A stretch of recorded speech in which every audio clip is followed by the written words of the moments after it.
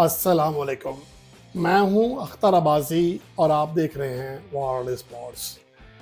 पाकिस्तान का टी20 vice captain कौन होगा? एशिया कप 2025 के लिए, दौरा बांग्लादेश के लिए, दौरा वेस्ट इंडीज़ के लिए और अफगानिस्तान के साथ और यूएई के साथ रेगुलर सीरीज़ के लिए शादाब खान पाकिस्तान टीम को दस्तयाब नहीं होंगे।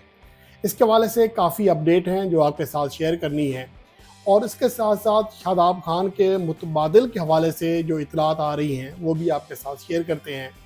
दूसरी अहम बात यह है कि भारत का दौरा बांग्लादेश सियासी वजूहात की बुनियाद पर मुलतवी बल्कि मनसूख कर दिया गया है। ये पहला मौका है कि बांग्लादेश को भी उस सूरत हाल का सामना करना पड़ रहा है जो कि पाकिस्तान काफ़ी अरसे से जिसका सामना करता आ रहा है। ये तमाम चीज़ें डिस्कस करते हैं इस रिपोर्ट।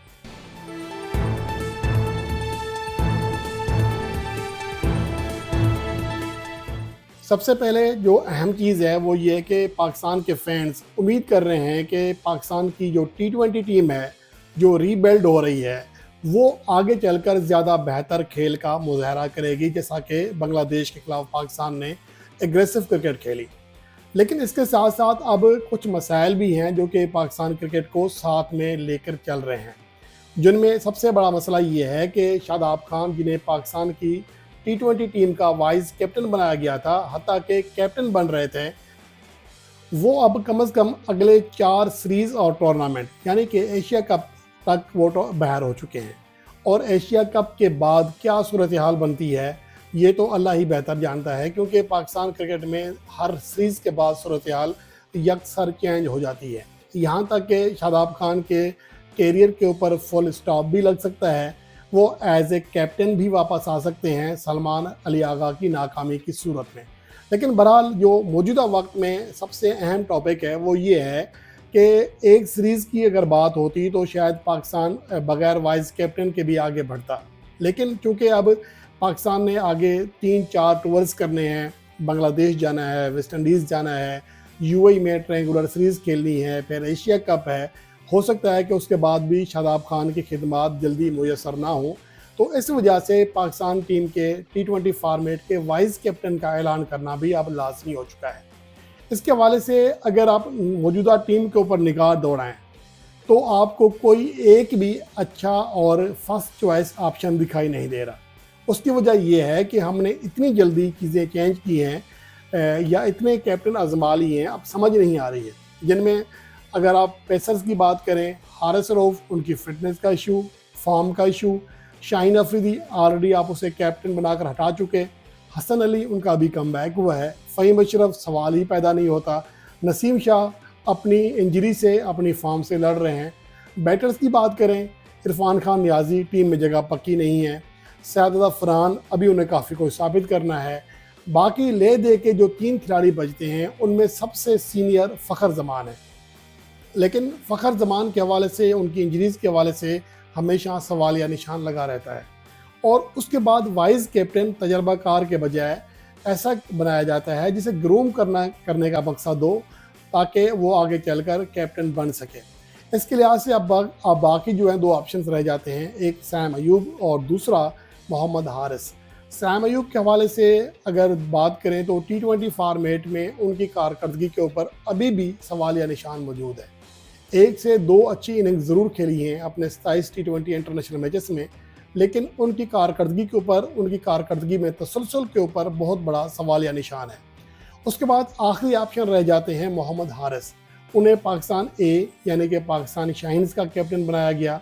इसके अलावा वो नेशनल टी20 कप में भी कैप्टन बने, हत्ता कि बाबर आजम की मौजूदगी में भी उन्हें कैप्टनसी दी गई।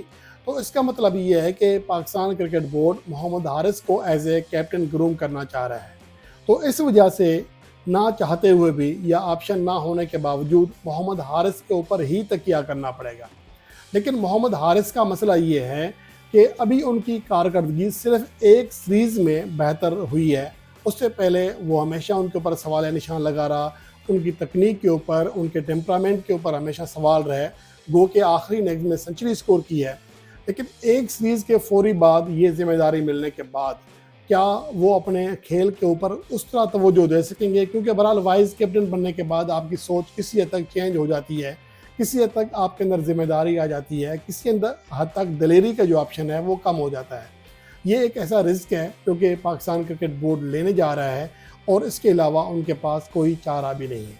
और जहाँ तक शादाब खान के मुतबादल की बात है, वैसे तो सुफियान मुकीम के बारे में इतलात हैं कि वो पाकिस्तान के T20 स्क्वाड का हिस्सा बनेंगे, लेकिन शादाब खान एक पैकेज हैं, वो बैटिंग में भी और बॉलिंग में भी दोनों शोबों में पाकिस्तान क्रिकेट टीम को खासे काम आते हैं और अच्छे फील्डर भी हैं। लेकिन अब उनके करीब तर जो हैं, जो पाकिस्तान के पास स्पिन ऑलराउंडर्स में मौजूद हैं, एक तो खुशदिल शाह हैं, लेकिन उनकी T20 इंटरनेशनल मैचेस में कारकर्दगी के ऊपर अभी भी सवाल या निशान मौजूद है।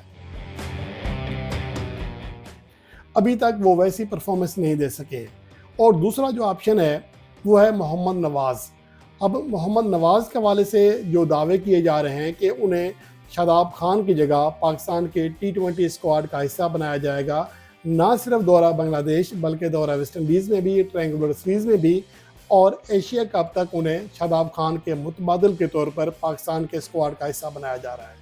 और चूँकि पाकिस्तान ने एशिया कप के मैचेस श्रीलंका में खेल रहे हैं, वहाँ स्पिनर्स का जो किरदार है वो सबके सामने है, हमेशा नुमाया रहा है। और शादाब खान की गैर मौजूदगी में एक अच्छे बैटिंग ऑलराउंडर की ज़रूरत है, बल्कि स्पिन ऑलराउंडर की ज़रूरत है, जो मोहम्मद नवाज़ किसी हद तक पूरी कर सकते हैं। अगर मोहम्मद नवाज़ के और शादाब खान के T20 स्टेट्स देखें बैटिंग और बॉलिंग में, तो बहुत बड़ा फ़र्क नहीं है। शादाब खान बेहतर ज़रूर हैं, ज़्यादा 50 कर चुके हैं, ज़्यादा ऊपर बैटिंग भी कर चुके हैं, कई मैचेस पाकिस्तान को बैटिंग से जितवा भी चुके हैं, माजी में बॉलिंग उनकी अच्छी रही है। लेकिन मोहम्मद नवाज़ के ऊपर भी आप किसी हद तक कह सकते हैं कि आपके पास जो करीब तरीन ऑप्शन है मुतबादल के तौर पर, वो मोहम्मद नवाज़ ही है।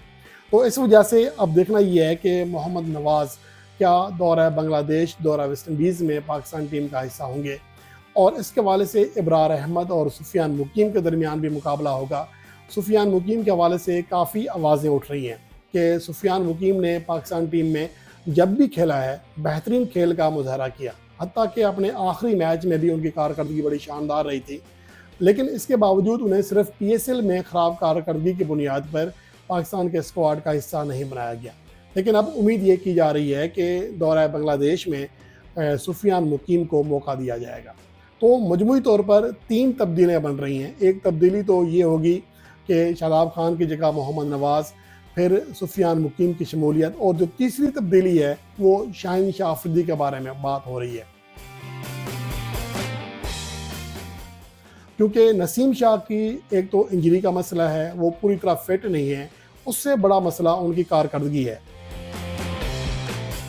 अगर आप नसीम शाह की कारकर्दगी देखें तो T20 वर्ल्ड कप 2024 के बाद सिर्फ 2 T20 मैचेस खेले हैं दौरा ऑस्ट्रेलिया में। वहाँ उनकी कारकर्दगी क्या रही? एक मैच में 2 ओवर्स में 37 रन दिए, 18.5 रन फी ओवर, और अगले मैच में 4 ओवर्स में 44 रन दिए, 11 रन फी ओवर। और उसके बाद PSL में भी उनकी कारकर्दगी बड़ी मायूस कौन रही। 10 मैचेस में सिर्फ 9 विकेट हासिल कर सके, और आखिरी 3 मैचेस में तो उन्हें बहुत बुरा पीटा गया। आखिरी 3 मैचेस की बात करें तो जो आखिरी तीसरा मैच था उसमें 4 ओवर में 55 रन दिए, 1 विकेट हासिल की, लगभग 14 रन फी ओवर के इकनॉमी रेट से। अगले मैच में 50 रन दिए 4 ओवर्स में 12.5 के इकनॉमी रेट से, और आखिरी मैच में 13 के इकनॉमी रेट से 4 ओवर में 52 रन दिए। ये उनकी PSL में कारकर्दगी है। इंटरनेशनल मैचेस में भी और PSL में भी आखिरी मैचेस में वो बुरी तरह फेल हुए हैं। एक तो वजह ये है कि शायद नसीम शाह, जिन्हें बांग्लादेश के खिलाफ होम सीरीज़ के लिए पाकिस्तान के स्क्वाड का हिस्सा बनाया गया था, वो अब पाकिस्तान की स्क्वाड का हिस्सा नहीं होंगे, और उनकी जगह अब शाहीन शाह अफरीदी को शामिल किए जाने की इतलात हैं। बहरहाल ये अब इतलात हैं, 1 से 2 दिन के अंदर पाकिस्तान का स्क्वाड जब ऐलान हो जाएगा उसका, तो उसके बाद हम उसके ऊपर हतमी राय कायम कर सकेंगे कि क्या सही हो रहा है, क्या गलत। उसके साथ साथ बांग्लादेश जो इससे पहले उनके भारत के साथ बड़े अच्छे ताल्लुकात रहे हैं, लेकिन वहाँ पर हुकूमत की तब्दीली और सियासी मंजरनामे की तब्दीली के बाद अब भारत और बांग्लादेश के ताल्लुकात पहले की तरह मसाली नहीं रहे हैं, जिसकी वजह से अब भारत ने बांग्लादेश का टूर मनसूख कर दिया है जो अगस्त में होना था। इसके हवाले से जो अहम चीज़ है कि 3 T20 और 3 वनडे मैचेस होने थे। 17 से 31 अगस्त तक इन मैचेस का शेड्यूल भी बांग्लादेश क्रिकेट बोर्ड जारी कर चुका था, लेकिन अब उन्हें बता दिया गया है कि मोदी सरकार ने अपनी हुकूमत के ज़रिए क्रिकेट बोर्ड को बता दिया है कि वो बांग्लादेश ना जाएं, और इतलात ये भी हैं कि बांग्लादेश को ये इतलात मौसूल हो चुकी हैं और उन्होंने ब्रॉडकास्टर समेत बाकी तमाम तैयारियां ख़त्म कर दी हैं। तो इसका मतलब ये है कि ये सियासी मंजरनामे का या सियासी असर रसूख की एक और बड़ी मिसाल कायम हुई है। इससे पहले पाकिस्तान और भारत की सीरीज़ काफ़ी टाइम मनसूख होती रही हैं, इनके मैचेस के ऊपर हमेशा सवाल निशान लगा रहा है, लेकिन अब भारत और बांग्लादेश भी इसी सूरत हाल में आमने सामने आ खड़े हुए हैं। देखना ये है कि आगे चलकर बांग्लादेश और भारत के ताल्लुकात कैसे होते हैं। फिलहाल ये बड़ी अपडेट्स थी जो कि आपके साथ शेयर की। उम्मीद करते हैं कि जल्द दोबारा आपसे मुलाकात होगी एक नई वीडियो में नए टॉपिक के साथ। तब तक के लिए अल्लाह निगहबान।